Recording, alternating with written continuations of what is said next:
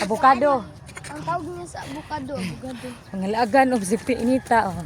Lang avocado. Usap na lagi ni diri. Avocado. Ana man tumbalay ng oray banang sa una o di La la la. Avocado. Among gikuan ni, among gi sulit lang gyud kay. Ni kalunis ko na biya na ni klase di na makalaglaag. Patamabot. Na karon Biyernes na. English patamabot. So nilakaw na lang gyud mi kay akong mother bag-o man ang abot.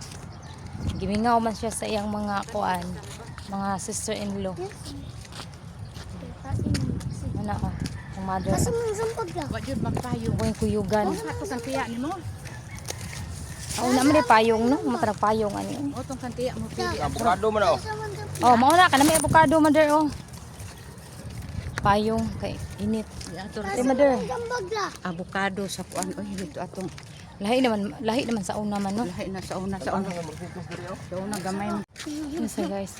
Oh, di ginila. Marag maol gini. Marag maol ni kay na. Pamantay ka naman kamunggay mother oh. Kamunggay karaan. Ani siya. Mao ni. Sa una dito man ta ato mga adiha man ta Oh, di dapita ato mga gi o maagi, di ba oh, diha pero- man ta dapita mga gi sa una no. Mm. Na may balay di dako oh.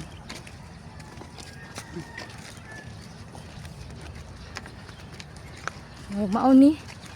Kana nga balay marag maol na ti kati apili. Kato. Kato ba nga kita o kana o. Manang dako di kato lang preso sa kuan. Ang preso ang driver atong ka